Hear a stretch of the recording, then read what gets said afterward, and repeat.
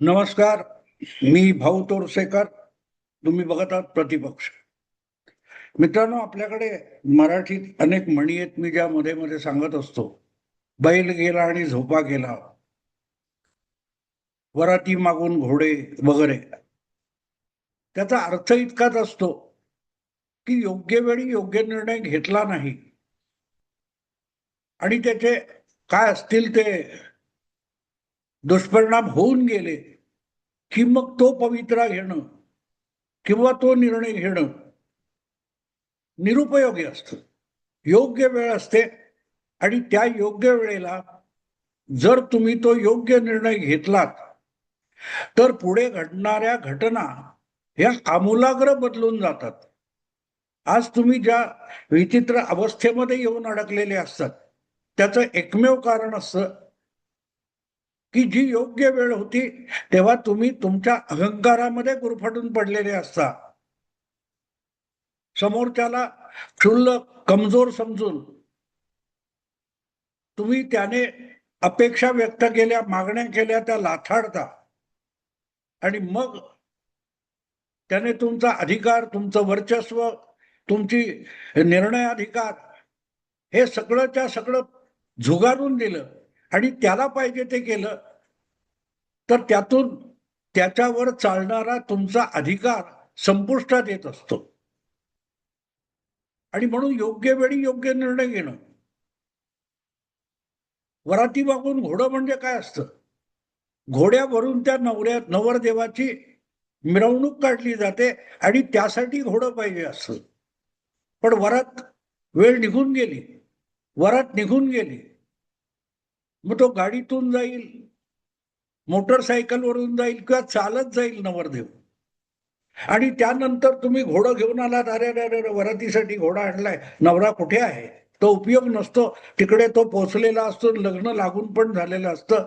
कारण लग्न, विवाह यांचे मुहूर्त काढले जातात, वेळ ठरवली जाते आणि ती वेळ पाळणं महत्वाचं असतं.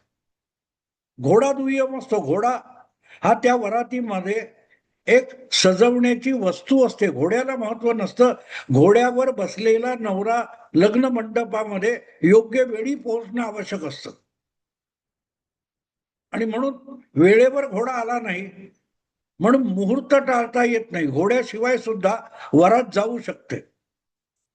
हे जर घोड्याच्या लक्षात आलं किंवा घोडेवाल्याच्या लक्षात आलं तर मग पुढची गोष्ट काय तो निरुपयोगी घोडा असा विषय होणार नाही.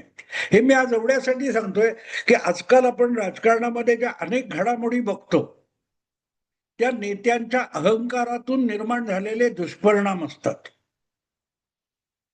वेगवेगळे पक्ष फुटताना, तुटताना किंवा त्यांचे आमदार, खासदार, पदाधिकारी नेत्यांना लाथ मारून किंवा झुगारून दुसऱ्या बाजूला जाताना आपण बघतो. त्याचं एक साधं सोपं कारण असतं की अहंकारात गुरफटलेला नेता हा आपल्या अनुयायांना, आपल्या पाठीराख्यांना आपली ताकद समजत नाही तर आपले गुलाम समजतो. मित्रांनो, पायाचे दगड असतात ना, त्या पायाच्या दगडावर अख्खं मंदिर उभं असतं आणि त्या मंदिरावर कलश असतो. त्या कलशाने कधीही विसरायचं नसतं की भिंतीचे दगड असोत, पायाचे दगड असोत, त्या सगळ्यामुळे आपण कलश आहोत. आपण सर्वात उंच बसलोय कारण आपल्या खाली सगळा भार पेलणारे ते दगड आहेत, चिरे आहेत. जेव्हा नेत्यांना याचा विसर पडतो तेव्हा ते गाढवासारख्या, अहंकाराच्या गाढवासारख्या लाथा झाडायला लागतात आणि आपल्या पायातले दगड किंवा आपल्या भिंतीतले दगड, आपल्या कळसातले दगड उद्ध्वस्त करून टाकतात आणि तो कलश बघता बघता जमिनीवर येऊन आदळतो. हे मी सगळं आज एवढ्यासाठी सांगतोय की सध्या ज्या प्रकारचं राजकारण चालू आहे आणि वेगवेगळे पक्ष फुटताना, तुटताना दिसतात. कालपर्यंत तुमचे निष्ठावंत, तुमच्या इशाऱ्यावर आपलं सर्वस्व पणाला लावणारे तुमचे सहकारी तुम्हाला सोडून जातात. त्याचं कारण तो अहंकार असतो. ते परत परत तुम्हाला समजावत असतात पक्षाचं वाटोळं होतंय, आपल्या पक्षाला भवितव्य राहत नाही. आणि इतके इशारे देऊन सुद्धा तुम्ही जर आपल्या अहंकारात मशगूल असाल तर त्यांच्या समोर तुम्हाला झुगारण्याखेरीज कुठचाही पर्याय राहत नाही. आज नेमकी ती अवस्था बंगालचे सर्वात मोठे नेते ममता बॅनर्जी यांचे भतीजे वगैरे काय म्हणतात भाईपो अभिषेक बॅनर्जी यांची झालेली आहे. जो माणूस 4 मे नंतर हिम्मत असेल तर देशाचा गृहमंत्री अमित शहानी कोलकात्यात येऊन दाखवावं अशा धमक्या देत होता, त्याला आज उजळ माथ्याने कोलकात्यामध्ये बंगालमध्ये फिरणं अशक्य झालेलं आहे. तोंड लपून कुठे बसावं अशी जागा उरलेली नाही. आणि काल परवा त्याच्या कार्यालयावर बुलडोझर चालवला गेला आणि तिथे अडवायला निषेध करायला पण पक्षाचे तृणमूल काँग्रेस पक्षाचे 4 कार्यकर्ते आले नाहीत. ज्या पक्षाकडे 28 खासदार, राज्यसभेमध्ये 13 खासदार, इतकी मोठी संख्या 80 आमदार इतक्या पडझडीत निवडून आले आणि जे कालपर्यंत 4 मे पर्यंत अभिषेक बॅनर्जीच्या इशाऱ्यावर नाचत होते त्यापैकी कोणही आमदार, खासदार आणि मग त्याच्या खालचे नगरसेवक असतील, पदाधिकारी असतील, कोणीही फिरकला सुद्धा नाही. आणि एवढं सगळं पक्षासकट राजकारण उद्ध्वस्त झाल्यानंतर, कार्यालय उद्ध्वस्त झाल्यानंतर अभिषेक बॅनर्जीला अक्कल आली आहे. अक्कल आली आहे. आणि आता अभिषेक बॅनर्जी म्हणतो की तुम्हाला वाटत असेल मी 1 तासात राजीनामा देतो. जे तृणमूल काँग्रेस आणि ममता दीदीचं नेतृत्व सोडून गेले अशा लोकांनी परत मागे यावं, परत पक्षात यावं. कालपर्यंत ज्यांना गद्दार गद्दार गद्दार म्हणून झिणवलं जात होतं त्यांनाच अभिषेक बॅनर्जी, जो कालपर्यंत त्याच गद्दारांच्या डोक्यावर मिरे वाटत होता, त्यांनी लाथाडल्यानंतर अभिषेक बॅनर्जी म्हणतो बाबांनो परत या, तुम्ही पक्षात या, पक्ष तुम्ही चालवा, मी पाहिजे तर बाजूला होतो. पण ही अक्कल 2.5 महिने आधी, 2 महिने आधी, 4 महिने आधी का सुचली नव्हती? सोडून गेलेल्यांच्या तक्रारी काय होत्या? ममता बॅनर्जींची भेट मिळत नाही. ममता बॅनर्जींची भेट घ्यायला गेली की एखादी गोष्ट असेल ते सांगतात अभिषेकला भेटा. आणि अभिषेक बॅनर्जी 4-4 महिने तुमच्या पत्राची, फोनची दखल सुद्धा घेत नाही. किती अहंकार होता बघा. हे सगळे छू म्हटल्यावर सुटणारे कुत्रे आहेत. या पलीकडे त्या खासदारांची, आमदारांची काडी मात्र लायकी नाही. अशा भूमिकेत अभिषेक बॅनर्जी वागत होता आणि त्याचे परिणाम आपण बघतोय. बाहेर पडलेला प्रत्येक जण एकच गोष्ट सांगतो, आमचा जितका राग ममता दीदीवर नाही तितका अभिषेक बॅनर्जीवर आहे. अभिषेक बॅनर्जींनी ममता दीदींनी योग्य वेळेला अभिषेक बॅनर्जीला बाजूला केला असता तर आम्हाला पक्ष सोडायची वेळ आली नसती. हे त्यापैकी प्रत्येक जण सांगतो ज्याने तृणमूल काँग्रेस गेल्या 2-3 महिन्यात सोडलेली आहे. अगदी सुरुवातीपासून ऋतुपर्णा बॅनर्जी, ज्याच्या नेतृत्वाखाली आज बंगालमधल्या आमदारांचा गट वेगळा झालाय आणि त्यालाच अधिकृत तृणमूल काँग्रेस पक्ष म्हणून मान्यता सुद्धा मिळाल्यासारखं झालेलं आहे. ज्यांनी तृणमूल काँग्रेस पक्षाचं कार्यालय सुद्धा ताब्यात घेतले आणि ममता दीदींना त्याविरुद्ध कोर्टात देखील न्याय मिळणं अशक्य झाले. त्या ऋतुपर्णा बॅनर्जीने काय सांगितलं? हेच सांगितलं होतं ना सुरुवातीला, आमची तक्रार अभिषेक बॅनर्जी बद्दल आहे. आज सुद्धा आम्ही वेगळे झालो असलो तरी आमची मार्गदर्शक ममता दीदी आहे असं आम्ही मानतो. हे ऋतुपर्णा बॅनर्जीने अगदी सुरुवातीपासून सांगितलं होतं. आहे ना. हीच गोष्ट शिंदे गटातले दीपक केसरकर यांनी गुवाहाटीहून सांगितली होती. पण उद्धव ठाकरे ऐकू तरी शकले का? उद्धव ठाकरे यांच्या भोवती जी चंडाळ चौकडी आहे त्यापैकी कोणी ती ऐकली आणि समजून घेण्याचा प्रयत्न केला का?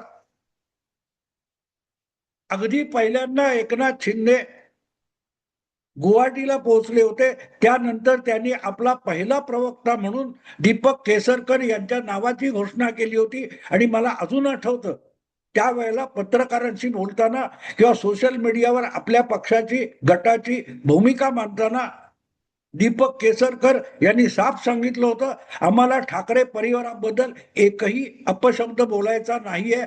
आम्ही ठाकरे परिवार मातोश्री यांच्या विरुद्ध चकार शब्द बोलणार नाही. आज 4 वर्षानंतर काय परिस्थिती आहे? शिंदे सेनेतला कोणही एक सामान्य पदाधिकारी सुद्धा ज्या प्रकारे मातोश्री आणि ठाकरे परिवारावर शिंतोडे उडवतो, ती वेळ आली असती का? जी सभ्यता दीपक केसरकर किंवा एकनाथ शिंदे यांनी आरंभापासून दाखवली, ती जर उद्धव ठाकरे आणि त्यांचे भडभुंजे लोक समजून घेऊ शकले असते, तर आज ठाकरे परिवाराची आणि मातोश्रीची इतकी बेआबरू त्यांच्याच कालच्या सहकाऱ्यांकडून झाली नसती.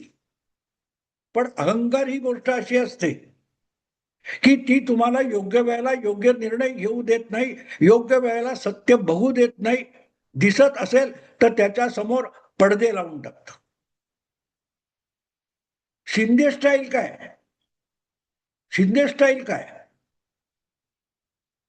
मी जे शीर्षकामध्ये म्हटले, अभिषेक बॅनर्जीने शिंदे स्टाईलने गद्दारांना आव्हान दिलं. शिंदे हेच गद्दार आहेत.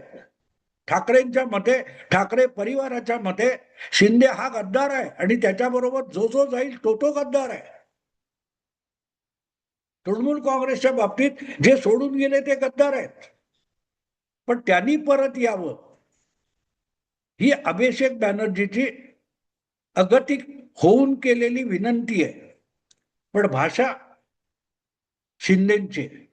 मला आठवतं ज्यावेळेला 20 जूनला हे लोक निघाले, सुरत मार्गे गुवाहाटीला पोहोचले, त्यानंतर पहिल्यांदा जाहीरपणे एकनाथ शिंदे यांनी जी भूमिका मांडली होती, तीच भूमिका आज पक्ष अखंड एकजूट राहावा म्हणून अभिषेक बॅनर्जी करतोय. आठवा, तुम्हाला त्याचे व्हिडिओ सापडतील. एकनाथ शिंदेनी त्यावेळेला साफ गुवाहाटीहून एक गोष्ट सांगितली होती की आम्हाला काँग्रेस बरोबर राहायचं नाहीये. शिवसेना काँग्रेस बरोबर राहणं हा शिवसेनेचे संस्थापक शिवसेना प्रमुख बाळासाहेब ठाकरे यांच्या विचारांची पायमल्ली आहे.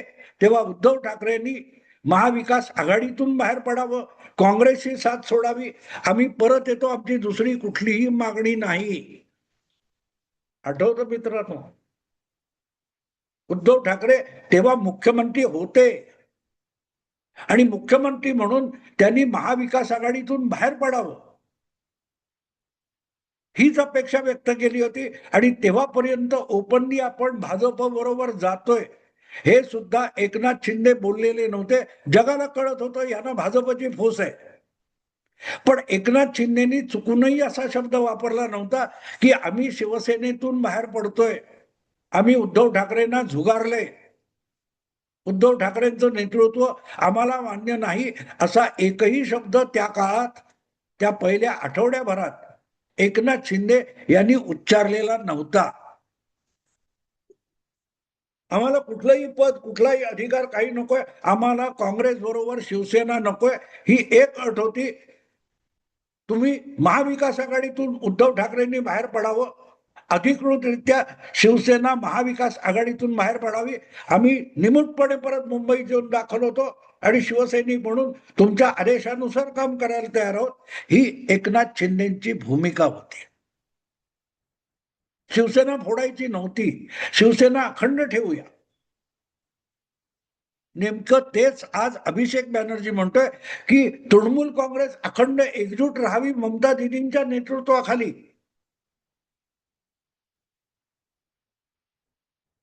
त्यासाठी सगळ्या गद्दारांनी, पक्ष सोडलेल्यांनी परत यावं. मी पाहिजे तर सरचिटणीस पद वगैरे काय माझी पदं आहेत सगळी, मी स्वतः तृणमूल काँग्रेसमधून बाहेर पडतो, माझ्या सगळ्या पदांचा राजीनामा देतो.